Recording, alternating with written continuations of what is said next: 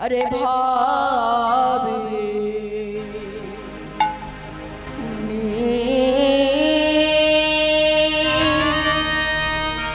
भाविनीरो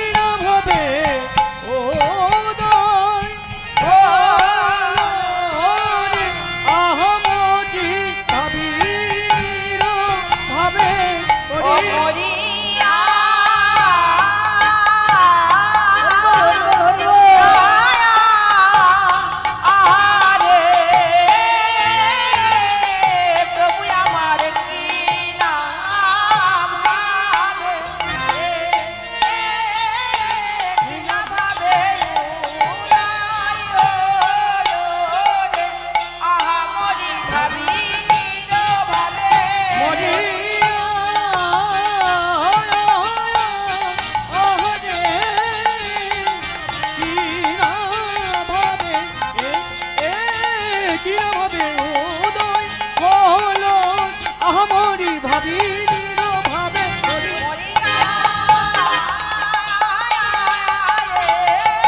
প্রভু বিনা ভাবে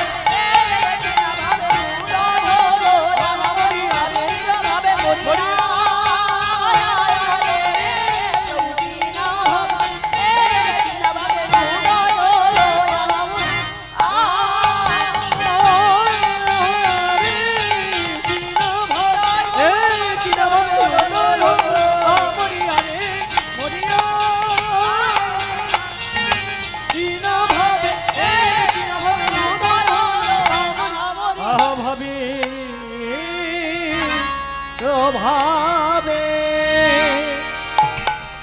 अरे ओ भाविनीरो भावे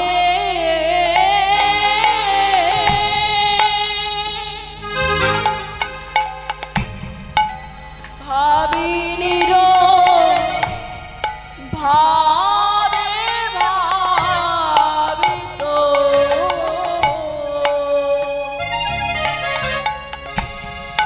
भावित गौर चंद्र भाविनीर भावे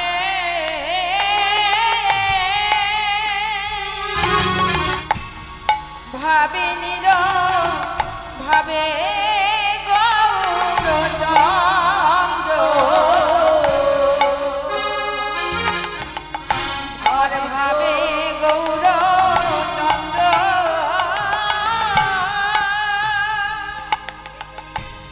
आज बिरले राधे राधे कोई फल संगे बिरले आबार आमार गोरा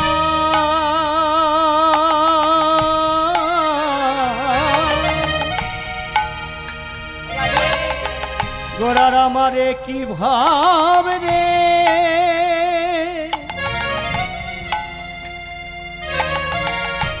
गोरार भाव तो किछु बोझा जाए ना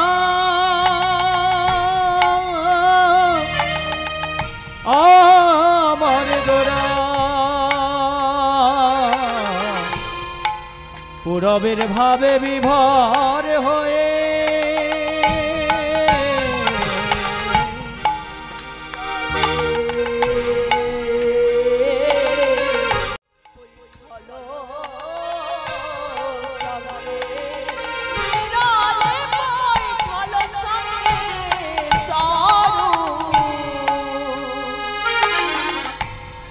स्वरूप रामानंद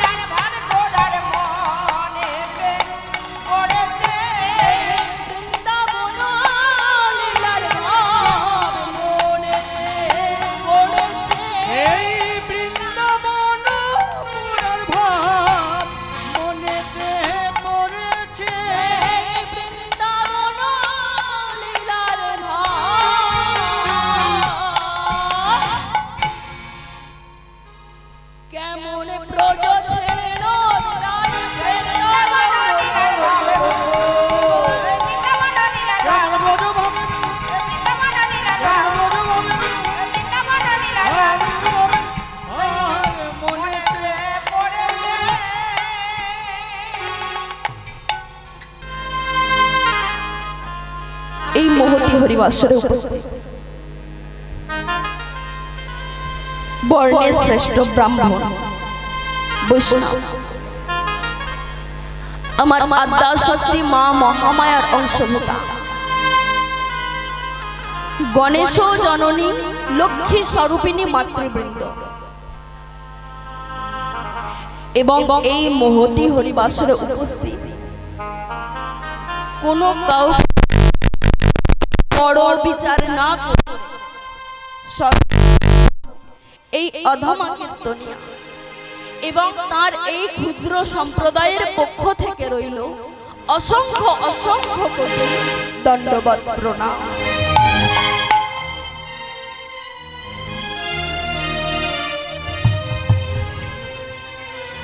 জানি না মা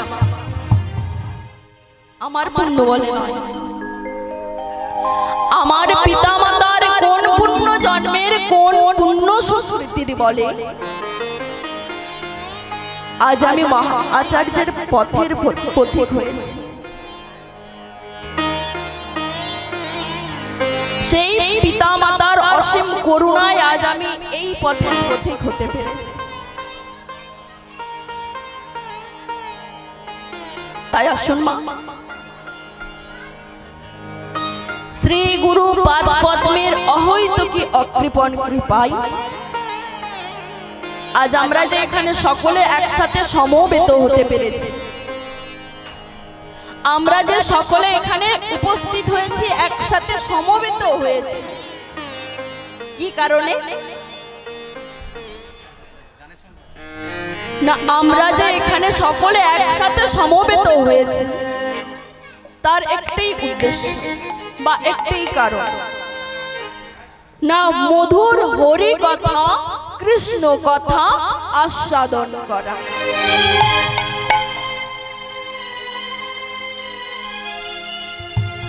তবে এই যে হরি কথা বা কৃষ্ণ কথা বললেন, এই হরি কথা আস্বাদন করব বললেই করা যায় না। কেমন না আমি যে এখানে এসে দাঁড়িয়েছি বা আপনারা সকলে সমবেত হয়েছে হরিনাম শ্রবণ করবার জন্য, বলছেন হরি কথা বলতে গেলে বা হরি কথা শ্রবণ করব বললেই শ্রবণ করা যায় না। এই হরি নামামৃত রস আস্বাদন করতে গেলে প্রথমেই চাই ভক্তি। ভগবান শ্রীকৃষ্ণ আমার শ্রীমদ ভাগবত গীতায় ভগবান শ্রীকৃষ্ণ আমার অর্জুনকে লক্ষ্য করে একবার বলেছিলেন, ওহে অর্জুন, ভক্তে ভক্তি বিনা কৃষ্ণ ভক্ত মধ্যে নয়, হে ভক্ত মধ্যে নাচে স্বয়ং শ্রী মুখে কৃষ্ণ অর্জুনের কহে, সরব মুখে কৃষ্ণ অর্জুনের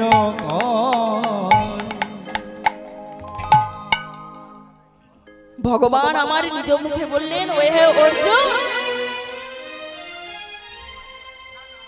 কেউ যদি মনে করে আমার ভক্ত হবে, আমার নামানো গুণকীর্তন আস্বাদন করবে, সে যদি মনে মনে চাই কিন্তু করতে পারবে না। কেন জানো? হরি নাম অমৃত রস আস্বাদন করতে গেলে প্রথমেই চাই ভক্তি। তো এখন মা প্রশ্ন হলো একটাই, আমরা ভক্তিটা পাবো কোথায়? ভক্তি কি আর ওই দোকান বাজারে কিনতে পাওয়া যায় না? যে বাবা আমি 10 টাকা দোকানিকে দিয়ে বললাম, দোকানদার আমায় 10 টাকার ভক্তি দাও, তো আমি বাড়ি নিয়ে যাই।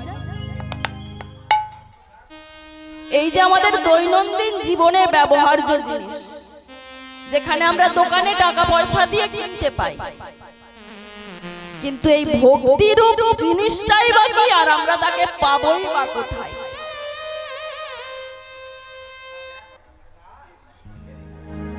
বলছেন, ওরে গলির জীব, তোমরা তোমাদের এই দেহ দেহটাকে সুন্দরভাবে পরিপুষ্ট করবার লাগি কত কিছু ব্যবহার করে। এই যে বাইরের তোমাদের চামড়া ত্বক রয়েছে তাকে ফর্সা করবার জন্য দোকান থেকে সাবান কিনে নিয়ে এসে ব্যবহার করছো, চুলে নোংরা হলে শ্যাম্পু করছো, দাঁত পরিষ্কার করতে গেলে কলগেট ব্যবহার করছো। আবার এই যে দেহটা ধারণ করে আছো তার জন্য তোমরা প্রতিনিয়ত খাদ্য গ্রহণ করছো, তবে তোমাদের এই বাহ্যিক দেহটা সুন্দর হয়ে আছে। আচ্ছা বলুন তো, আমরা এই যে এত সুন্দর দেহ নিয়ে পৃথিবীতে বেঁচে আছি, আমাদের বেঁচে থাকার কারণ আমাদের কি কি প্রয়োজন? আমরা যে বেঁচে আছি এত সুন্দর দেহ নিয়ে, সুস্থ দেহ নিয়ে, আমাদের এই সুস্থভাবে থাকতে গেলে চারটে জিনিসের প্রয়োজন। এক হলো আহার, নিদ্রা, আর মৈথুন, আর অহৈতুক।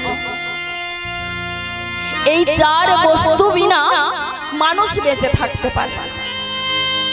তবে শেষের দুটো যদিও বা বাদ দিয়ে দেওয়া যায়, জীবন ধারণের জন্য আহার আর নিদ্রা অবশ্যই প্রয়োজন হয়। তাহলে বাবা, আমাদের এই বাহ্যিক দেহটাকে সুস্থ রাখতে গেলে আমরা যদি আহার করি, আমরা যদি পরিমাণ মতো ঘুমোই, তবে আমাদের এই দেহটা সুস্থ থাকে। কিন্তু মাগো, এই সুন্দর দেহটাকে পরিচালনা করবার লাগি এই দেহের ভিতরে যে অন্তরাত্মা রূপী ভগবান বিরাজ করছে, তাকে আমরা কি বস্তু খেতে দিতে পারি? আমরা একদিন একবেলা না খেলে যদি দুর্বল হয়ে যাই, আমাদের এই অন্তরাত্মা রূপী ভগবানকে আমরা কি খেতে দিতে পারি? বললেন ওরে কলিজি, তোমার দেহে যে অন্তরাত্মা রূপী ভগবান আছে তার খাদ্য শুধু আর শুধুমাত্র হরিনামামৃত রস।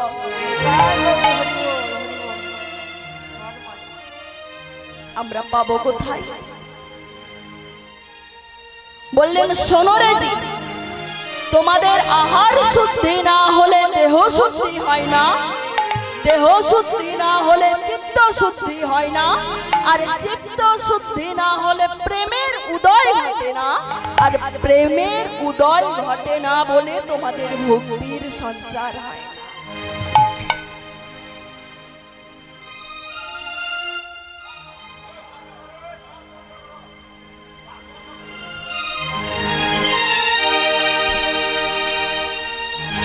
এই যে বাহ্যিক দেহটা নিয়ে এত সুন্দর ভাবে নাড়াঘাটা করছো, এত সুন্দর ভাবে দেহটাকে বাইরে থেকে সাজাচ্ছ, যেদিন এ ভব পার হতে পরপারে চলে যাবে, কটা সাবান কটা শ্যাম্পু তুমি সাথে করে নিয়ে যাবে গো? সাজতে যদি হয় ভিতর থেকে সাজো। মন রূপী যে আত্মা ভগবান আমার দেহ মধ্যে বসে আছে তাকে সুন্দর করে সাজাও, তবে তো পরপারে যাবার রাস্তাটা তোমার পরিষ্কার।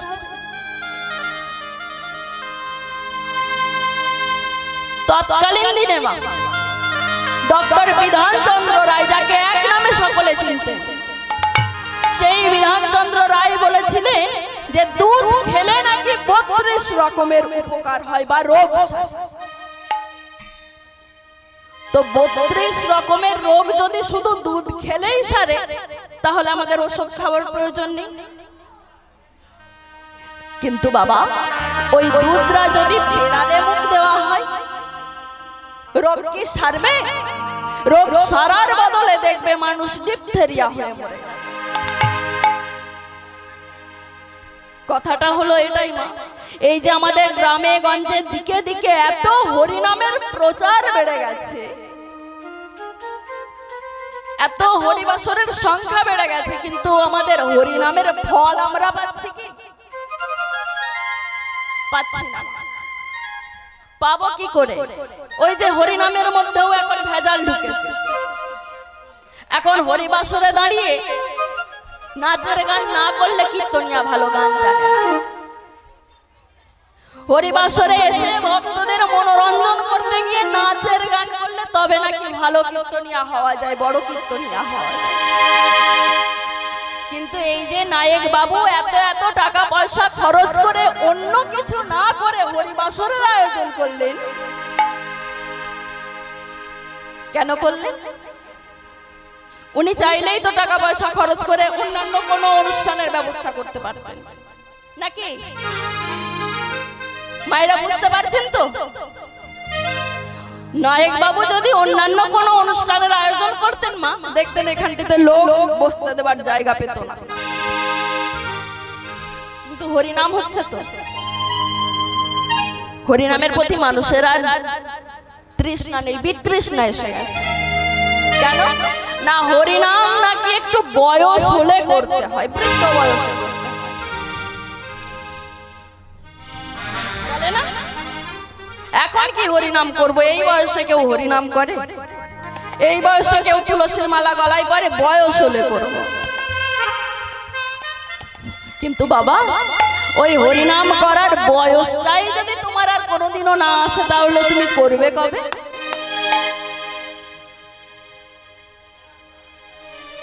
তাই তো শাস্ত্রে বললেন, সকাল সকাল তোলরে মাখন বেলায় হবে ঘোল, বৃদ্ধকালে সাধন ভজন যত বাধাই গন্ডগোল।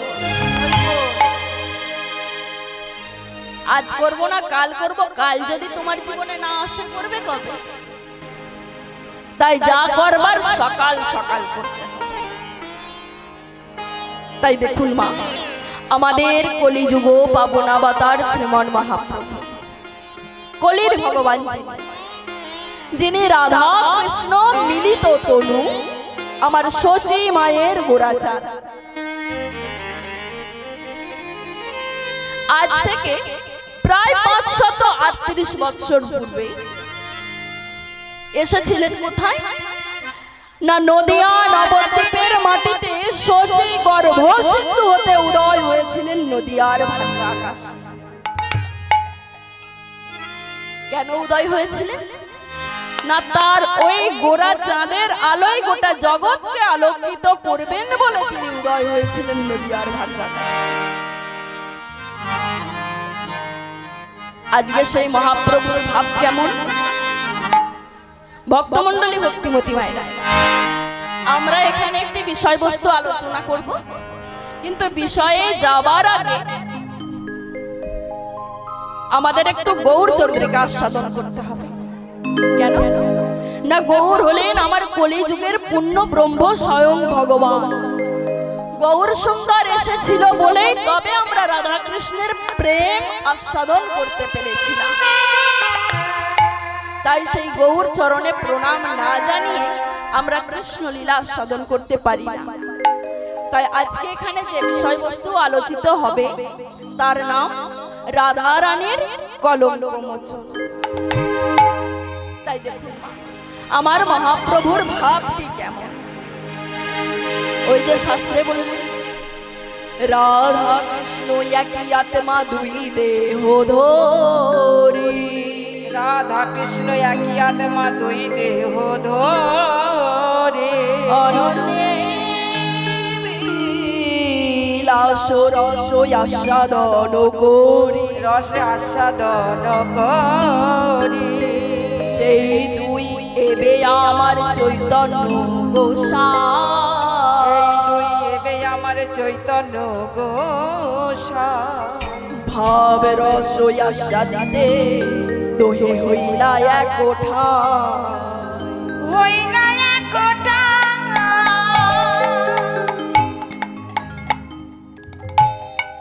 সেই প্রেম দাতা গৌর সুন্দর আমার,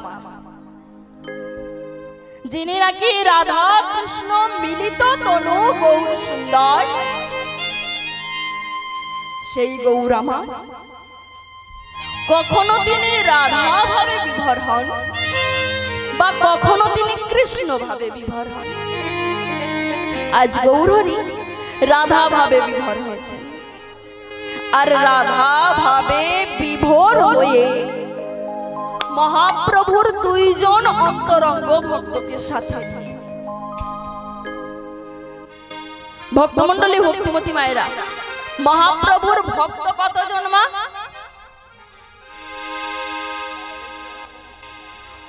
বাবা, মহাপ্রভুর ভক্ত কতজন? ওগুলো অন্তরঙ্গ ভক্ত। মহাপ্রভুর ভক্ত হাজার হাজার লাখ লাখ, গোটা পৃথিবী জুড়ে মহাপ্রভুর সকলেই আমরা ভক্ত, কিন্তু মহাপ্রভুর অন্তরঙ্গ ভক্ত হলো মোটে 3.5 জন। আমার দাদা ভাই বলে দিলেন। আচ্ছা, মায়েদের মনে কি প্রশ্ন হয় না, একটা মানুষ, একজন মানুষ হয়, দুইজন মানুষ হয়, তিনজন মানুষ হয়, 4 জন মানুষ হবে, 3.5 জন মানুষ হলো কি করে? তাহলে একটা মানুষকে নিশ্চয়ই অর্ধেক কেটে নিয়েছিল নাকি? বেঁচে ছিল? বললেন না গো, না, মানুষকে কাটলে কি আর মানুষ বেঁচে থাকবে গো? তাহলে হলো কিভাবে? বললেন মহাপ্রভুর যে 3.5 জন ভক্ত, এক হলো রায় রামানন্দ, সিকি মাইতি, স্বরূপ দামোদর, আর সিকি মাইতির বোন মাধবী দাস। যেহেতু মাধবী দাসী ছিল মেয়ে, সেই জন্য মহাপ্রভু এই মাধবী দাসীকে অর্ধরূপে গ্রহণ করেছিল। সেই কারণে মহাপ্রভুর অন্তরঙ্গ ভক্ত ছিল মাত্র 3.5 জন, যাদেরকে সাথে নিয়ে মহাপ্রভু তাদের মধুর রস, মধুর কৃষ্ণ কথা আলাপ আলোচনা করতেন। আর বাকি তো সকলে ছিল মহাপ্রভুর ভক্ত, যাদেরকে নিয়ে মহাপ্রভু মধুরাদপি মধুর হরিনাম সংকীর্তন করতেন। তাই আজ ওই 3.5 জন ভক্তদের মধ্যে থেকে 2 জন ভক্ত কে না, স্বরূপ দামোদর আর রায় রামানন্দ, 2 জন ভক্তকে সাথে নিয়ে মহাপ্রভু আমার নিরজনে বসে মনের কথা আলাপ আলোচনা করছেন, আর পূর্ব লীলার আবেশে বিভোর হয়েছে। ওই পূর্ব লীলার আবেশে বিভোর হয়ে, রাধা ভাবে বিভোর হয়ে স্বরূপ রামানন্দকে ডেকে বলছে, জানিস সখী, বলতে পারিস গোটা পৃথিবীর মানুষ যেখানে আমার বধূকে ভালোবাসে, সেখানে আমি কেন আমার বধূকে ভালোবেসে হলাম কলঙ্কিত?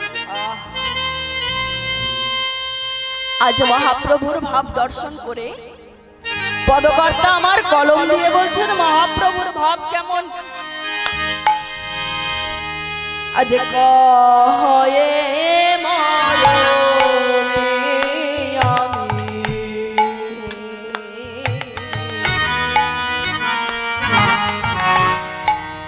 কার্য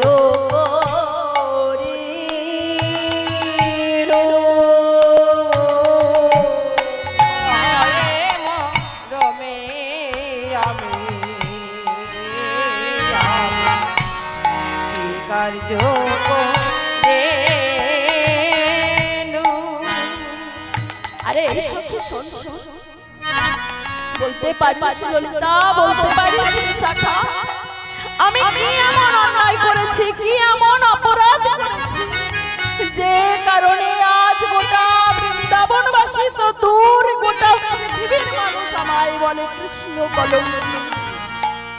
বলব কয়ে মরো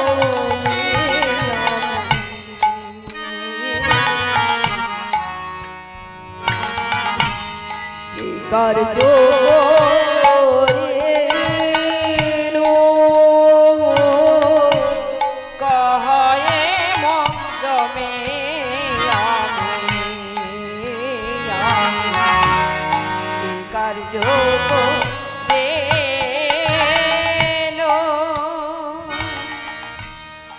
কৃষ্ণ ভোজে কলঙ্ক সাগরে ডুবে মইল। ওই কৃষ্ণ ভোজে কলঙ্কে সাগরে ডুবে মইল। আমি কৃষ্ণ ভোজে কলঙ্ক সাগরে ডুবে মইল। ওই কৃষ্ণ ভোজে কলঙ্কে সাগরে ডুবে মইল। আমি কি কাজ করিল, কাজ করিল, আমি কাজ করিল, আমি কি কাজ করিল, এই বৃন্দাবনে জনমিয়ে। কি কাজ করিল, বৃন্দাবনে জনমিয়ে। কি কাজ করিল,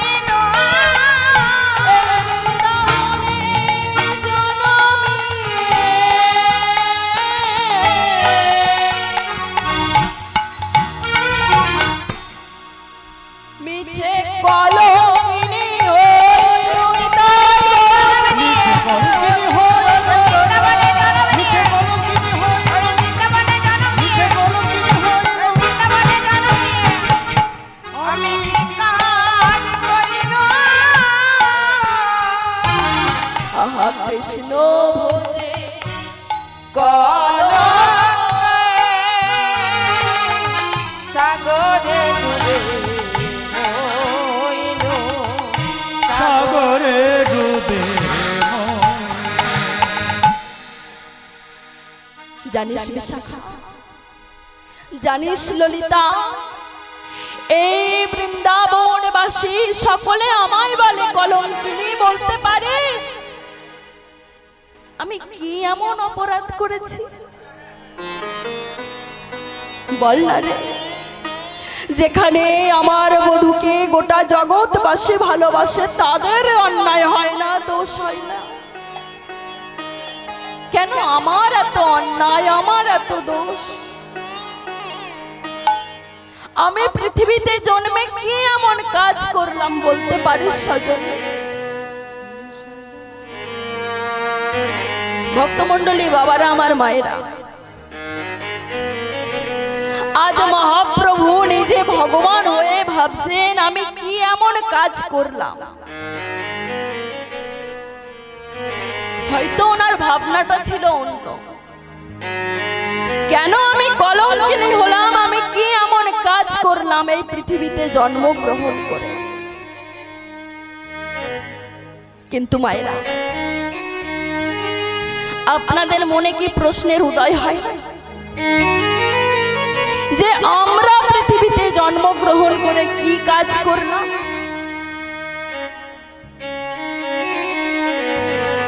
এই যে আমরা মানুষ রূপে পৃথিবীতে এলাম, কি কারণে এসেছি মানুষ হয়ে?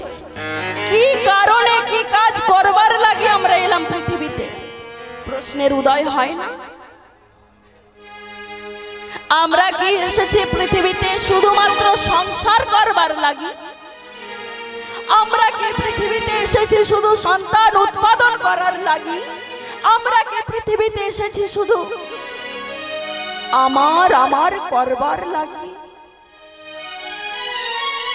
না মা, এ মানব জনম বড় দেব দুর্লভ জনম, যেখানে স্বর্গের দেবতারা পর্যন্ত চায় একটিবার মানব রূপে পৃথিবীতে আসতে। সেখানে আমরা তখন যেমন তেমন ভাবে মা আমরা পাইনি মানব জন্ম। একটা দুটো জন্ম নয়, 1000 2000 জন্ম নয়, 84 লক্ষ জনে ভ্রমণ করে তবে পেয়েছি আমাদের এই মানব জন্ম। হরি হরি বল।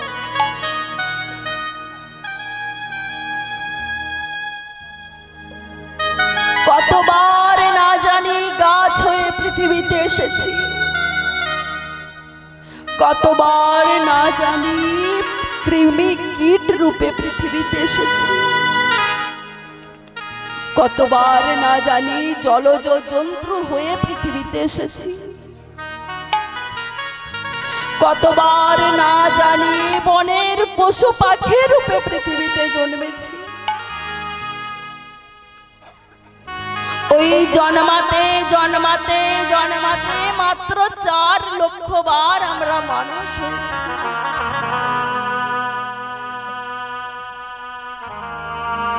শাস্ত্রে বললেন জলজান অবলক্ষণে স্থাবরা লক্ষ বিংশতি ক্রিময় রুদ্র সংখ্যক পক্ষিণাং 10 লক্ষণ 30 লক্ষণি পশুব 4 লক্ষণি মানুষ।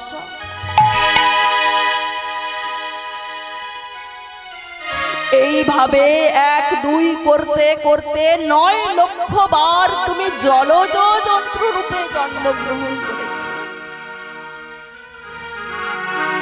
জলের জীব, কখনো বা মাছ, কখনো বা কোনো শামুক, কখনো বা ঝিনুক, জলজ জীব হয়ে জন্মেছ। জন্মাতে জন্মাতে তোমাদের মুক্তি হলো কবে?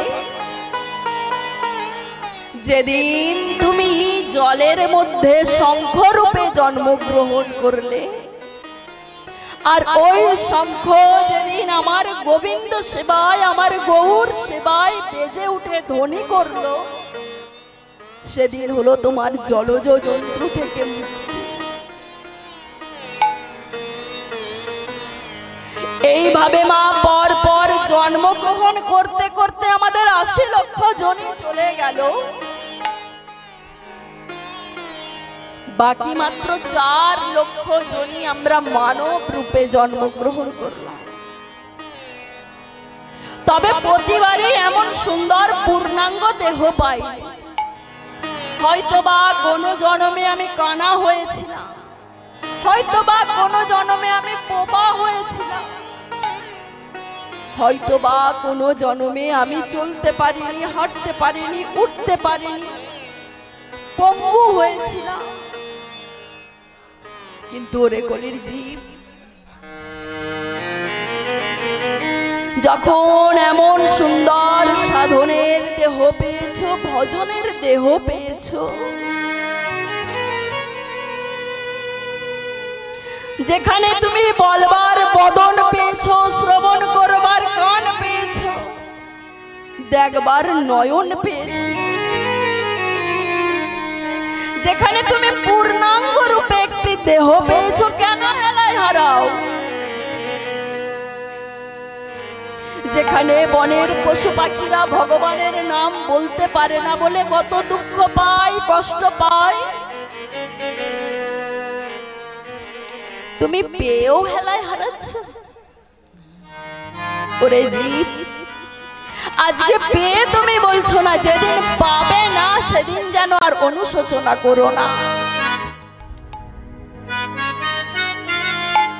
কেন না? এটা হলো আমাদের দেহ ভাণ্ড। বললেন যা আছে ব্রহ্মাণ্ডে তা আছে আমাদের এই দেহ ভাণ্ডে। ওরে মন, প্রয়োজন নেই ওই উত্তরপ্রদেশ বৃন্দাবন যাবার। ঘরের কোণে বসে গোবিন্দ বিগ্রহের সামনে দাঁড়িয়ে দু নয়ন মুদ্রিত করে নয়ন জলে একবার গোবিন্দকে ডেকে দেয়, আমার ভগবান যে বড় করুণাময়, আমার ভগবান যে বড় দয়ার সাগর, তোকে সে ফেরাবে না। টাকা পয়সা না থাকে যাস না বৃন্দাবন বেড়াতে, কিন্তু এই হৃদয় বৃন্দাবনে একবার তাকে খুঁজে দেখ, অবশ্যই তাকে পাবি। তাই ভক্তমণ্ডলী, ভক্তিমতী মায়েরা, আজ নায়ক বাবু যে এমন সুন্দর একটি হরিবাসরের আয়োজন করেছে, মানে আমাদের সকলার সুযোগ হয়েছে একত্রিত হয়ে আমার ভগবানের নামানুগুণ কীর্তন গাইবার। তাই আসুন আমরা সকলে মিলে একবার আমার মহাপ্রভুর নামে জয়গান দিন। তাই গৌর প্রেমানন্দে হরি হরি বল, হরি বল।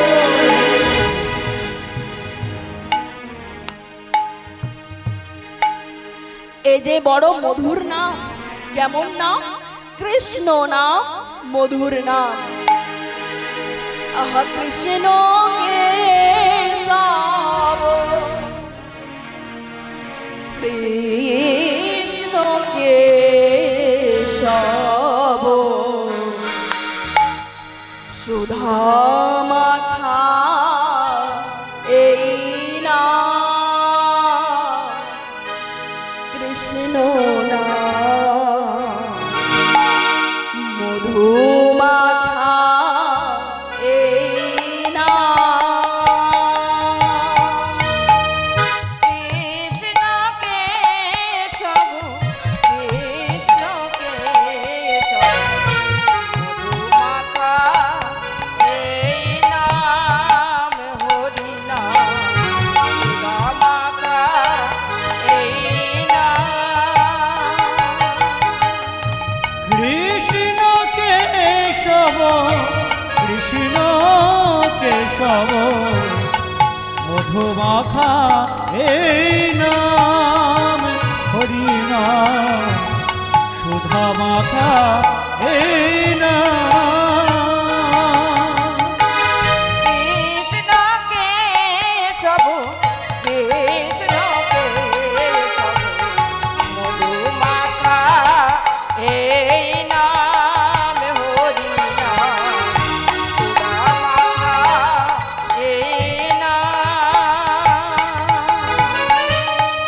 কৃষ্ণ কেশব, কৃষ্ণ কেশব, মধু মাখা এই নাম, হরি নাম, সুধা মাখা এই নাম। জপরে জপরে জপরে রসনা, জপনে জপরে,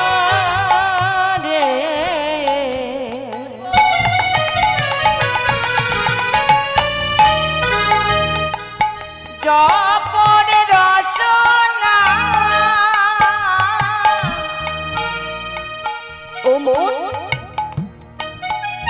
কোনবার তুই যখন বলবার বদন পাচ্ছিলি না, বড় দুঃখ করেছি।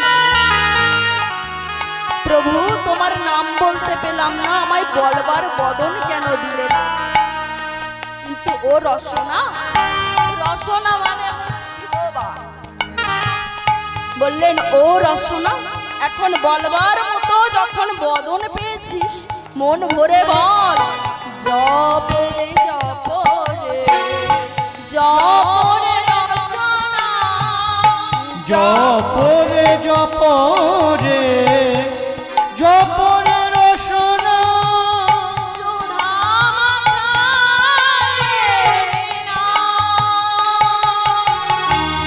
জপরে জপরে জপরে রসনা, মধু মাখা এই নাম।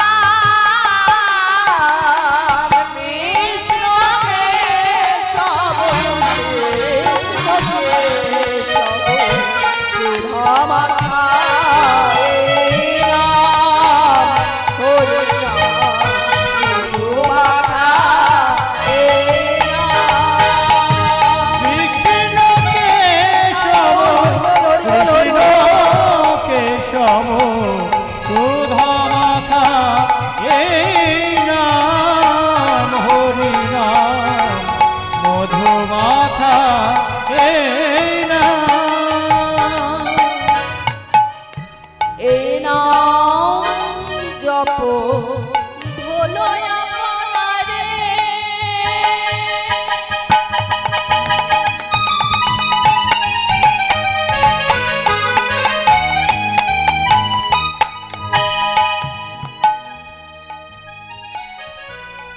ভক্তমণ্ডলী ভক্তি হতে পারে। বললেন এ নাম জপ হলো আপনারে। ও মন, কাদের আপন আপন ভাবছিস? কি ভেবেছিস? পৃথিবীতে এসে যার জন্য তুই এত এত অর্থ উপার্জন করলি, যার কারণে তুই এত বড় বাড়ি ঘর বানালি, এত বাড়ি গাড়ি করলি, জমি জমা করলি, এই স্ত্রী, এই পুত্র, এই কন্যা তোর কি আপন? আস্তে আস্তে এই কন্যা, এই পুত্র, এই স্ত্রী কেউ তোর আপন নয়। কেন জানিস? কস্যি পুত্র সংসার অতীব বিচিত্র, নলিনী জলগত তরলম তদপদ অতিশয় চপলম কেকার। তুই ভাবছিস এই ছেলেটাকে আমি জন্ম দিয়েছি, একে আমি বড় উচ্চ শিক্ষিত করেছি, ও চাকরি বাকরি পেয়েছে, ও আমার আপন না। আমার বাবারা যে এত কষ্ট করে অর্থ রোজগার করে সংসারের নিমিত্ত, যে মাথার ঘাম পায়ে ফেলে দিন রাত্রি পরিশ্রম করে বেড়ায়, তার আপন কি স্ত্রী হয়, না পুত্র হয়, না কন্যা হয়? কে হয়? কেউ কারো আপন নয় মা। আজ কেউ বুঝবে না মা, বোঝার কথা নয়, কারণ এটা হলো মায়ার বেড়াজাল। কিন্তু যেদিন তোমাদের এই দেহের ক্ষমতা থাকবে না, যেদিন তোমরা আর অর্থ উপার্জন করতে পারবে না, যেদিন তোমরা আর হেঁটে বেড়াতে পারবে না, ঘরের এক কোণে যেদিন পড়ে থাকবে, সেদিন বুঝবে কে তোমার আপন। কেউ তো কারণ ভক্তমণ্ডলী, ভক্তিমতী মায়েরা, মনরে আজ আমি কাকে আপন বলবো? আজ আমি কাকে আপন বলবো? আজ আমার রক্তের তেজ আছে, আজ আমি অর্থ উপার্জন করতে পারি বলে সকলে এসে আমায় জিজ্ঞাসা করে, দাদা ভালো আছো, দিদি ভালো আছো? আমি অন্যান্যদের কথা জানি না, আজ আমার চোখের সামনে ঘটছে। আমার এই কীর্তন জগতের প্রথম কীর্তন গুরু মাননীয় শ্রী চণ্ডীদাস চট্টোপাধ্যায় মহাশয়, উনি বড় মানী ব্যক্তি। সব মানুষ কীর্তন জগতে ওনাকে এক নামে চেনে, কিন্তু আজকে যখন ওনার যাবার সময় হয়েছে, তিনিও কিন্তু বিছানার এক পাশে পড়ে আছে। আমরা গিয়ে কেউ খোঁজ নিই না আমার মাস্টারমশাই কেমন আছে। যেদিন তিনি আমাদের কিছু দিতে পারতেন, বিনিময়ে আমরা ওনার কাছে যেতাম।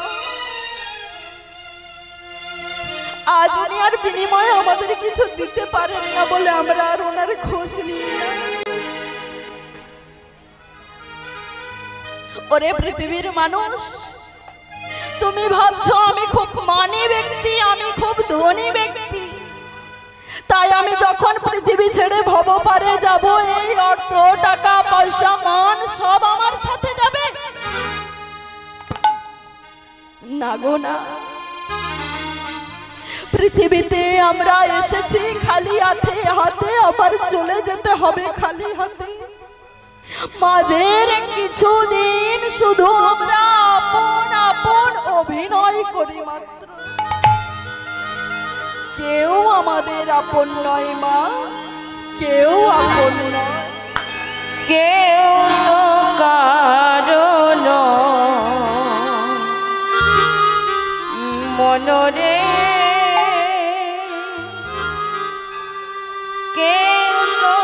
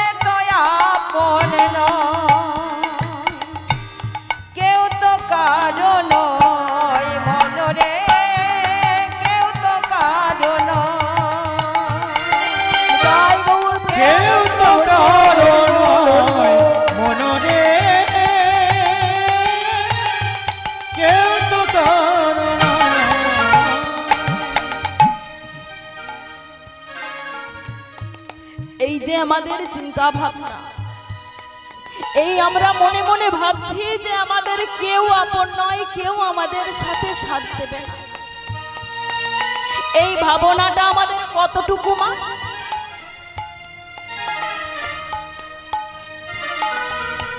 না যতটুকু আমরা এই হরিবাসরে এসে বসে আছি,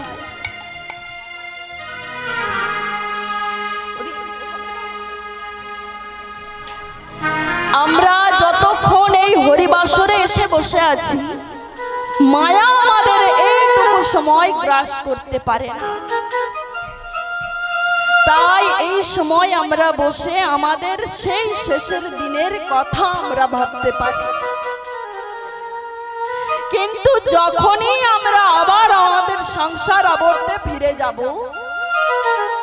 আবার আমাদের এই চিন্তা কোথায় চলে যাবে, কারণ তখন মায়া আবার আমাদের এসে গ্রাস করবে। তাই দেখুন মা, আমরা যে কলিযুগে জন্মগ্রহণ করেছি, বড় ধন্য কলিযুগ, ধন্য কলিযুগ ধন্য, যে যুগে আমার শ্রী চৈতন্য হলেন অবতীর্ণ। তাই দেখুন আমার মহাপ্রভুর ভাবটি কেমন না, আমার মহাপ্রভু যখন তার পার্ষদবর্গকে সাথে নিয়ে সখী ভাবে বিভোর হয়ে মনের কথা বলছে, আর এই সুন্দর দৃশ্যটি তিনি নিজের মানস চক্ষে দর্শন করলেন পদকর্তা নাম বাসুদেব ঘোষ। এখান থেকে মা কেউ গেছেন বাসুদেব ঘোষের মন্দির? হ্যাঁ, মায়েরা তো জানবে, মায়েদের তো ঘরের কাছে। আচ্ছা মায়েরা বলুন দেখি বাসুদেব ঘোষের মন্দির কোথায়? আচ্ছা মায়েরা জানে না, আমার দাদা ভাইয়ের বাড়ির কাছে, তো ওই জন্য দাদা ভাই জানে যে আমার মায়েরা জানে না। অথচ মা আপনারা তমলুক হসপিটাল যান সব সময়, কিন্তু ওখানেই যে এমন একজন মহান মহাজন ব্যক্তির সমাধি সৌধ রয়েছে, আপনারা তা জানেন না? জানেন না? জানি না মা। এই যে মহান একজন ব্যক্তি, যার পদকর্তার পদের মাধ্যমে আমরা গৌর সুন্দরের এমন ভাবের ব্যাখ্যা পাই, কথা জানতে পারি, এমন এহেন মহাজন ব্যক্তির সমাধি সৌধ রয়েছে তমলুক কোটের কাছে। অথচ আমরাই জানি না, আমাদের জেলার মধ্যেই অবস্থিত। তাই মায়েরা জীবনে কিছু করুন বা না করুন, দরকার নেই ওই বৃন্দাবন ভ্রমণে, দরকার নেই পুরী যাবার, কষ্ট করে করে যদি এমন মহাজনের স্থানগুলোতে গিয়েও একটি করে প্রণাম করেন, দেখবেন জীবন একেবারে পরিপূর্ণ হয়ে গেছে আমার ভগবত কৃপায়। কারণ এহেন মহাজন ব্যক্তিদের দ্বারাই কিন্তু আমরা ভগবানের রূপ গুণ জানতে পারি। তাই আজ এমন একজন মহাজন ব্যক্তি বাসুদেব ঘোষ আমার মহাপ্রভুর ভাব দর্শন করে কলম দিয়ে বলছে, শোনো শোনো কি আজ বাসুদেব ঘোষ কহে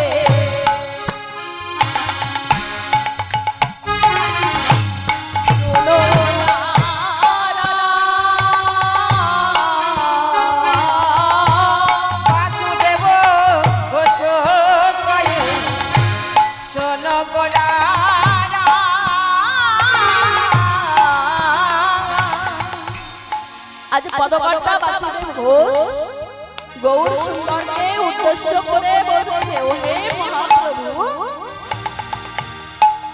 তুমি যে বলছো আমি কলঙ্কিনী এমন চিৎকার করে কাঁদছো, জানো যেমন তেমন ভাবে এ কলঙ্কিনী হওয়া যায় না গো। আজ বাসুদেব ঘোষ কহে শোনো গোরা, বাসুদেব ঘোষে কহে শোনো গোরা, কৃষ্ণ বলো তিনি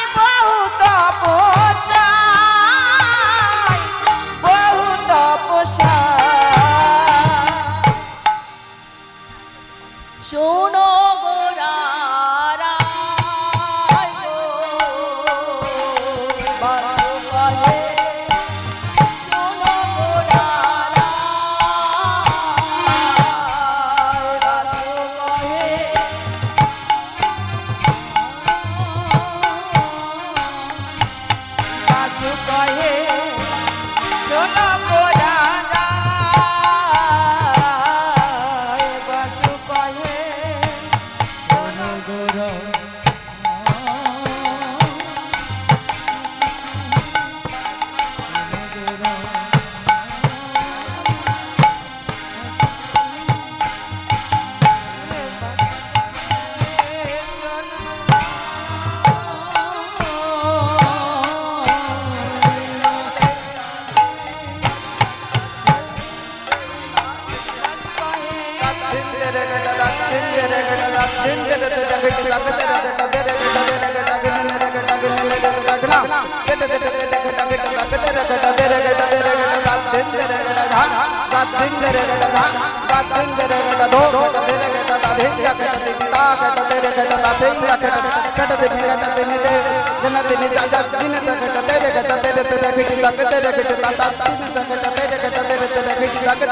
दादीना के जहाँ दादीना के जहाँ दादी